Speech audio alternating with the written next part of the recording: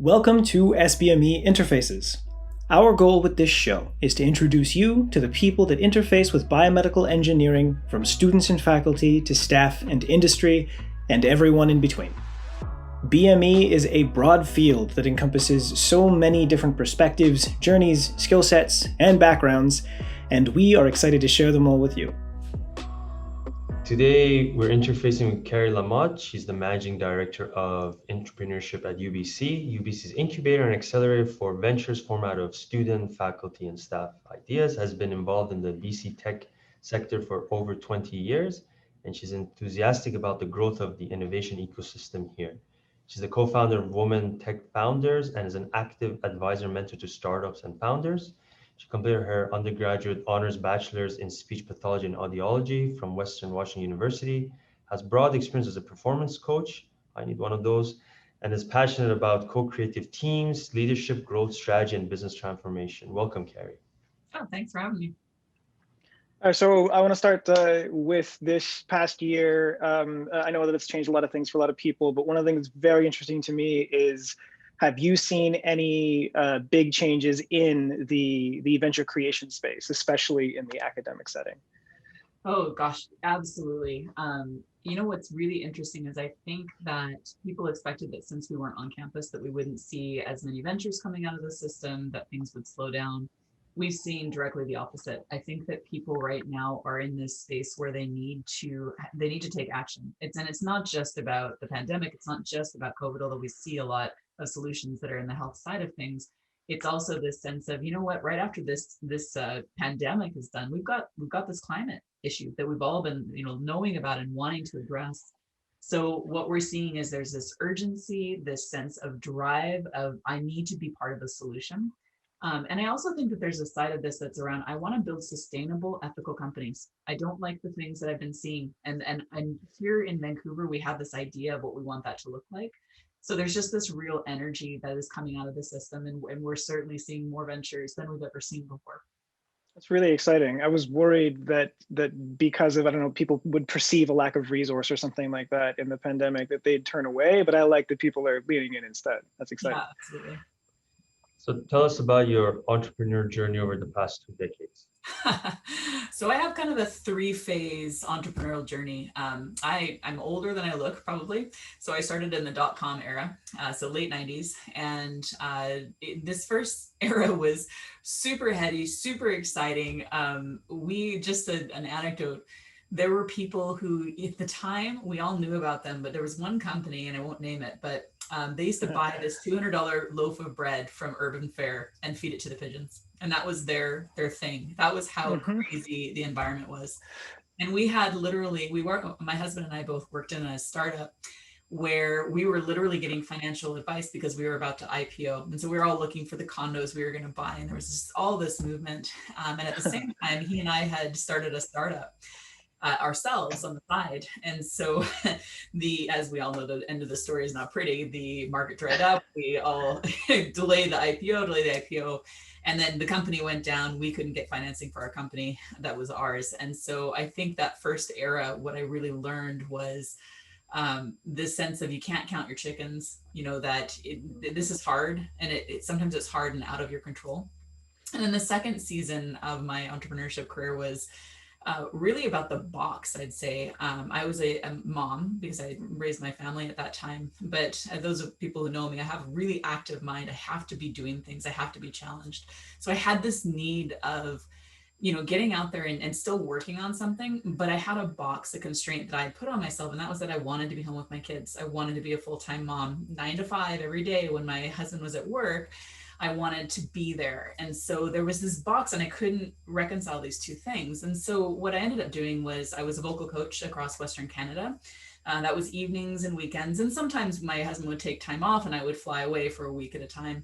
But it worked out really well because what his need was he wanted more time with the kids. So he worked his 9 to 5 and he got home and he's like, I want more. I got to jump in.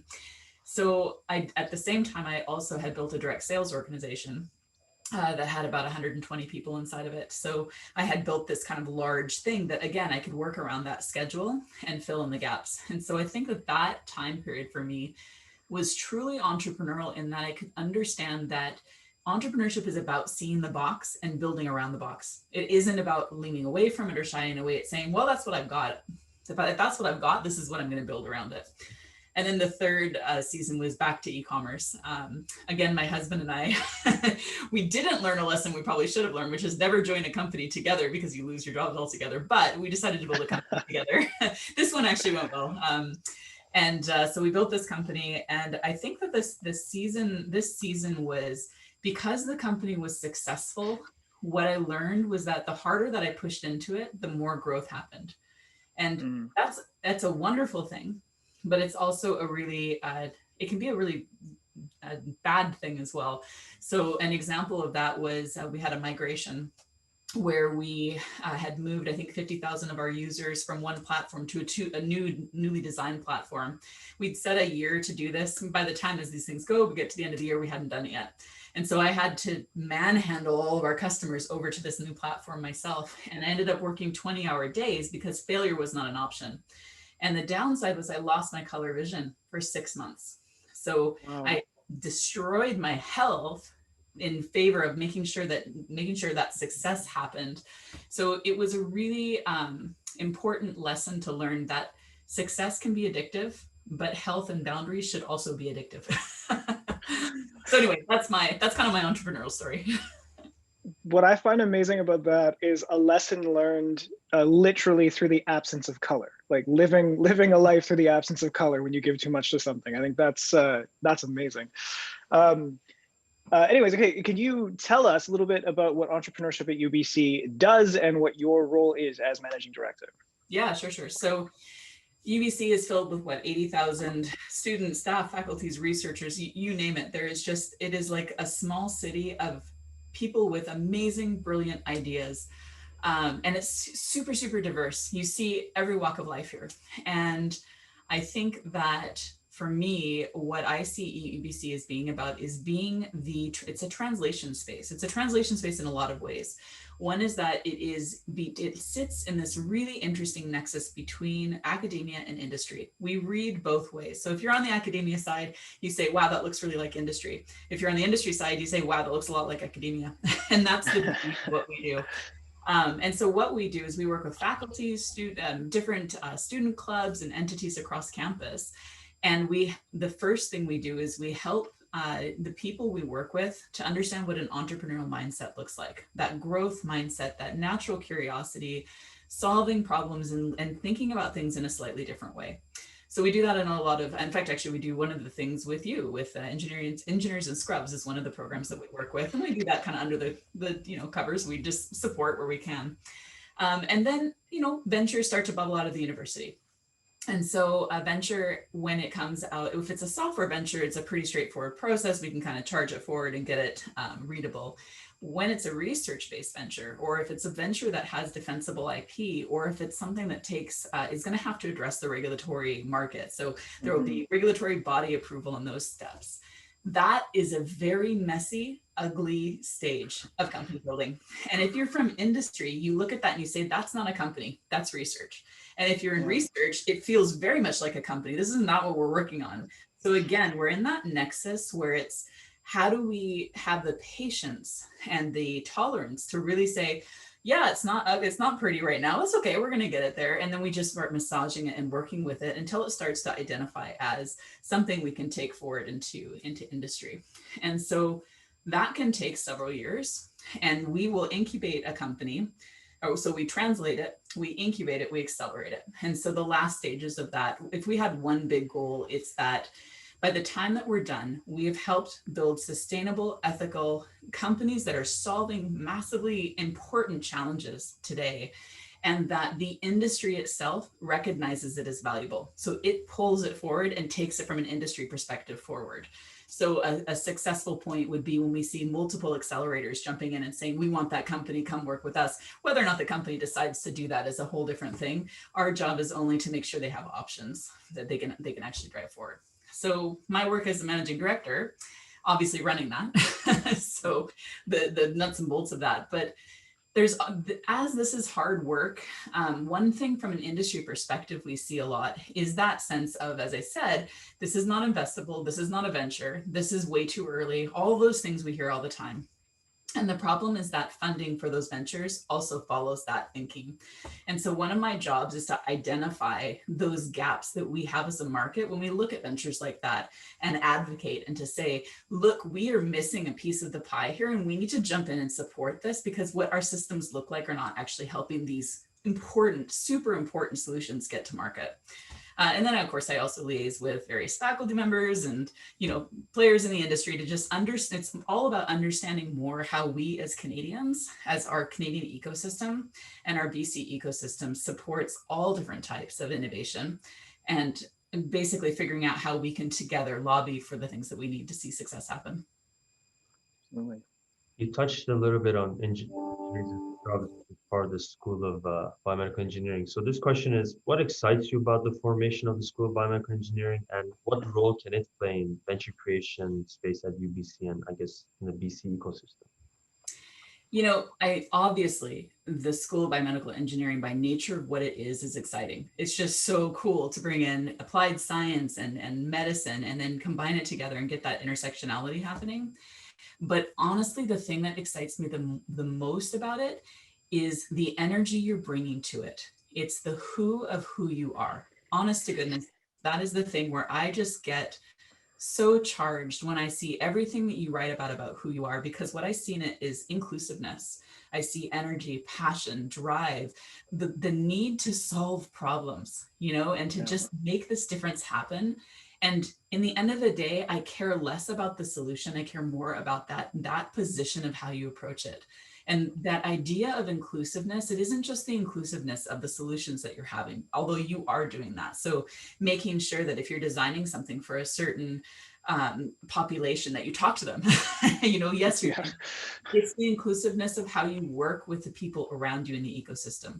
What I see on how you do that is that it isn't that you are trying to be the best or the only or the anything. It's that, hey, we have an ecosystem and this is about us acting like that and being innovative together and having conversations. So I don't know if that's probably not what you were looking for, but that's actually what charges me up about you guys. That had a good feeling, and I think we might have to soundbite in student recruitment and faculty recruitment, because you said best. It's about our culture and the foundation we lay more than anything. So thank you for saying that. Appreciate it. Yeah, that's good. Also means that we're doing well on the culture front, which makes me happy. This is a great segue, by the way, into in learning about you, I've seen you speak very much to the need for diversity, and particularly the Medici Effect, and how can we leverage that across science and industry and academia? Can you speak to that a little bit more? Yeah, this is a passion topic for me. So the Medici Effect this is kind of an older work now. I think it was Franz Johansson who wrote the book and studies around this, I think in 2003. And the concept that he was laying down was that innovation comes when you put together a diverse audience, and diversity isn't just about coming from all walks of life or all genders, it's everything. It's what he was referring to was in the time of the Medici family. There was a dynasty that was like from 14th century to 17th century. And they were these benefactors that would bring in, it was like the place to be. So if you're a creator, if you're a painter, if you're a sculptor, if you're a scientist, a researcher, a politician, a financier, everybody would come together and just like chill. This is their place, and what happened was that you get these intersectional conversations. And there's a guy that wrote, I think it was Dr. Scott Page out of University of Michigan. He wrote a study that and had said inside of it that the most successful innovation happens when you have a mix of experts and non-experts. So you have enough ability to share a conversation, but somebody's naive inside of that conversation. And so it's both the questions that naive person asks because they don't know any better. They don't know that it's impossible or that, that we've already gone down that path 10 times.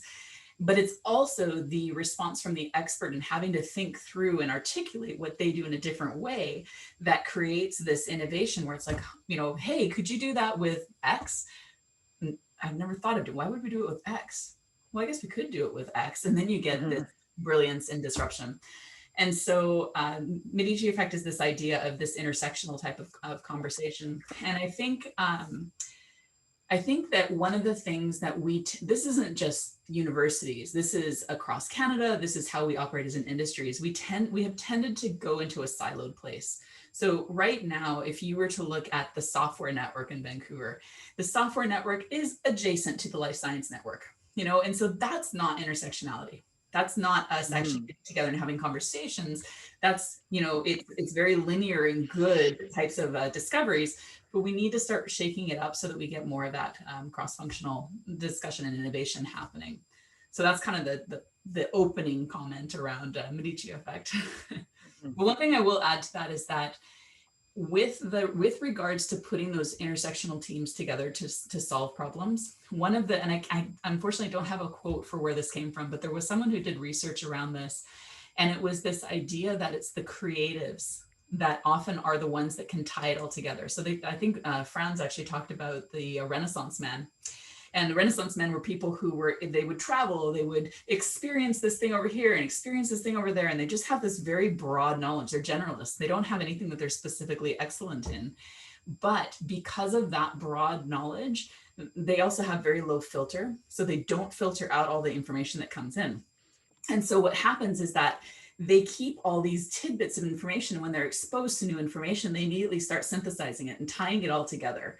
So having in those discussion groups, having those generalists who aren't affiliated with anything, who can think laterally and say, that's 5 different topics that have nothing to do with each other. Spin it all up. What's this? I think we have an idea here, right? That's the kind of conversation we need to be building towards in our ecosystem. Love that. All important thing. I'll combine 2 questions because I think they fit well. So in your mind, what are some key ingredients to supporting these early ventures that you think are key, like cornerstones for them? And then when now they get to a mature state, how do we retain them here? Made in Canada, built in Canada, stay in Canada, and even more specifically, BC. Well, so I've spoken to this a little bit. If we are serious about supporting, so let's just isolate for a second ventures that are more of those product type ventures. So ventures that come out of research, or that they have something that is probably going to need to be defended in terms of its IP. And so if you look at Safi Bakal's work, he'd call these product shots he wrote a couple of shots on this topic. So let's just isolate that for a second, because I think those are the harder ones to get off the ground. In order to get those off the ground, number one, there is a heavy patience side to it. It's funny, we have a mentor network of 250 industry experts, and we probably pull in 60 at a time. We target them quite tightly to make sure that they're with the companies that they think would be interesting to support. But what's really interesting is that all of those folks are vetted to a place where, are they patient? Are they actually able to look at this and not judge it at the stage that it's at, but judge it for the potential that it has? Because if you look at it at that early stage, you almost always will say, this is nothing. There's nothing we can do with this. It's too crazy. Or let's just license it out because there's nothing to do here. So it's about the people you surround that technology with. And again, one of the things that we do is we create these, if you're in one of our early incubation kind of programs, we bring in usually 10 to 15 ventures at one time. We create 15 different tables, and each venture has usually 2 mentors with them. And they're not necessarily, one will probably be related, one will probably not be related to that venture. But what's interesting is that room that has 30 to 40 mentors inside of it. If you think about it, they're looking at all the different types of technology. So it could be, biotech in this first company, it could be ag tech in another one. And you get that Medici effect because of that room being filled with all these intersectional people, all these people coming from different backgrounds. And I think that that's part of the secret sauce as well, is that it's not that we see a company and we drive it directionally forward. It's that we see a company and we go lateral first. We go really broad, we go really open, we look at lots of different lots of different pathways, and then we settle on the one that's going to be the best for that company. So I'd say that from the perspective of supporting them early stage, it's going to be patience in the de-risking process, recognize it's going to take a couple of years before it's ready. And then the people you surround it with, that diversity, that intersectionality, all of those pieces. And then your second question was, Remind me what the second question is. How do we retain ventures built here? How do we keep them? So so there's a lot of pieces that you can unpack in that. I think the most important, the first thing I'm going to say is that I think we as an ecosystem have a tendency to act like a pendulum. And so in one moment, it's about building startups. And in the next moment, it's about scaling startups. And when we shine that light on one area, we stop shining it on the other. So from the first get-go, I would say we have to stop doing that. We have to look at this as a full innovation pipeline. We need to take a mature view and say, here are the different types of ventures. They're not all going to be science-based ventures. Some of them are going to be bricks and mortar ventures. Some of them will be, this other kind. So first of all, diversity of the pipeline. And then secondly, stages. Every stage has its own issues. It has its own obstacles. And we as an ecosystem need to look at that and say, okay, well, let's solve each of those spots. And yeah, we might push harder on one or another, but let's not vacate the spot that we were just in. And one of the spots that's been vacated, but I'd say maybe even, well, this would be before my time. Maybe it used to be supported, but it's not now. But that's the translational stage. And so what we see quite often is that there's grant funding that supports the basic research. And some of it can take you a little bit into commercialization in specific ways, but it's not actually adequate to support the patent portfolio expansion that's needed, to support, the early company, the R&D stuff that's needed. And the grant funding won't support that. But remember before I said, industry doesn't recognize it as a venture yet. We expect investors to come in and we expect them to say, okay, well, we've got this really cool thing, go invest in it and take it forward. And investors go, this is not a company. I'm not interested in this. And that's valid. It's not that that's not Canadian, that in the US, they say the same thing.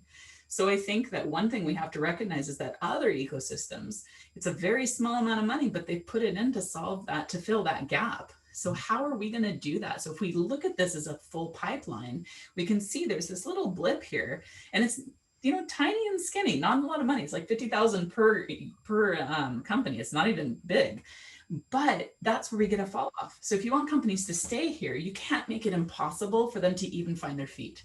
You have to provide a full, and you can't, even if they can limp their way along, every limp that they make is a higher likelihood that they're going to jump when they do finally get their funding. Some funder comes in and they say, you know what?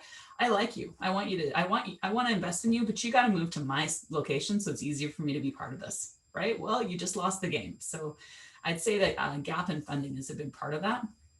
And then I'd say as well, there needs to be more of an understanding of the difference between translation work and acceleration work.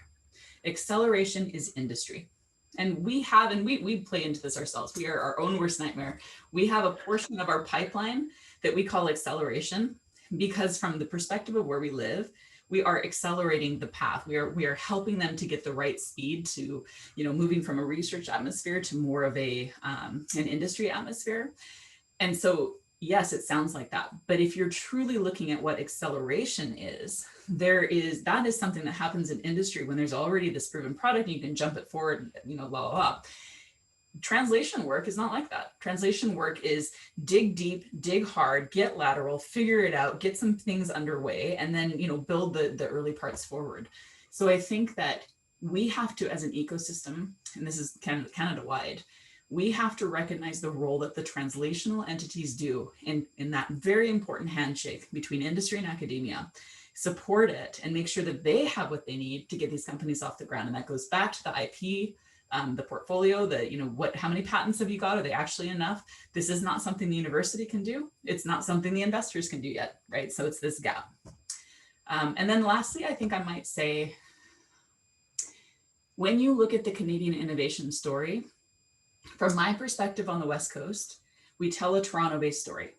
And the reason we tell that story is because BC doesn't tell the story that Toronto needs to hear to tell the Canadian story. So part of that is on us.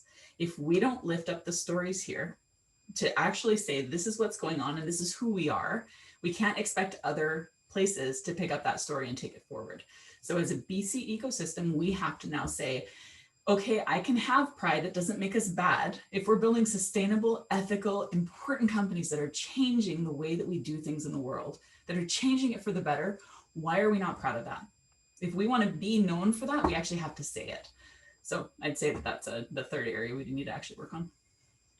This is really cool. I just want to dig into that a little bit too. That gap you talk about, the knowledge gap. By the way, totally agree on communicating who we are. That's so important. It reminds me a little bit of Jeffrey Moore's work, Crossing the Chasm, with the law of diffusion of innovation, but like at a micro scale. What is the biggest barrier, do you think, to crossing that chasm, right? To getting investors to tip in? Okay, so first I would say we had to be super careful to separate out the gap that comes in research from the gap that is the Jeffrey Moore gap, because that Jeffrey Moore gap is actually a little bit longer. That's I can't remember the name of it. It's like the death of the trough of death or whatever. Exactly. That's an investable company gap, so it's already there. The gap I'm talking about actually happens right before that, before it's actually incorporated. So usually this is a peri-incorporation time or even a pre-incorporation time. And so when it comes to how we solve that problem, if we were to break it down into the components that it's solving, it's on average $50,000 to $75,000 per venture that is needed to specifically build out R&D specific to that market. It's specifically patent portfolio expansion. So not the initial invention discovery, but that initial, push for the protection of the patents that are in place, the expansion across the world, all those pieces. And so it's not a very big dollar figure, but it is a really critical time. And so there's that piece to it. So that's the funding perspective. If we take it and we look on the other side of that line, now we're looking at the investable ventures. So now it's post-incorporation. Now we have a different problem. So I'll just take a different spin on this now. One of the problems is that, especially in Vancouver, we come from a very software frenzy filled market. My story in the beginning really showed that, right? E-commerce and software, and those have a very fast timeline to get your investment return. And of course, they're very big returns. It's very capitalistic. When you're talking about the product type companies that we're building, especially the ones that we build here, the ones that we really specialize in, these take 8 to 12 years on an investment cycle to get your money back after it's investable, right? So I think that there is something we need to start creating more inclusive conversations that include the financiers, going back to that Medici model. The reason that you can get funding in is if you can get people who are funders excited about that. But if it just looks like a big capital expense and you don't know those people anyway, and they've got this crazy idea that who knows if that's even going to work. If it does, it could be huge, but gosh, that's a long slog and a lot of money. They're going to lean away from that. So I think we have to create more opportunities to get that energy behind these companies and drive it forward. And I think as well, we need to recognize from the investment landscape perspective that we are entering into a product era. We just came from a software era. The problems that are ahead of us, yes, there will be some software problems to solve, but we are largely talking about completely changing the way we do things at a fundamental level. Where do you do that? You start with research. You start with the foundational concepts that have been worked on for years and years here. And then you start building the solutions around that. But they take time and they take capital. So we're going to have to wrap our heads around that being the investment opportunity. And by the way, Europe is already over this. They get it. They're pouring research into this right now. So if Canada wants to be competitive, we need to start doing the same thing and get really amicable to the idea that 8 to 12 year investment cycle. Yep, that's what we're looking for. But gosh, you know what? You are going to have massive impact on the world, and it's the right kind of impact. Well said. I think we need to do another episode with you down the road because we're on time. So we always like to ask a couple of lighthearted questions to get to know our guests a bit more. So I'm sure, as with everybody, you're extremely busy and with family and kids. What do you do to unwind? I guess I do everything. I'm a creative. So any kind of art, throw it my way, gardening, you name it. But probably the thing that I do the most often is kind of a guilty pleasure. I do, strategy games.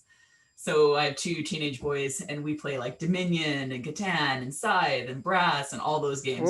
Epic battles over a whole day, even Dungeons and Dragons. Like we do the whole gamut. So I'm a gamer. Cool.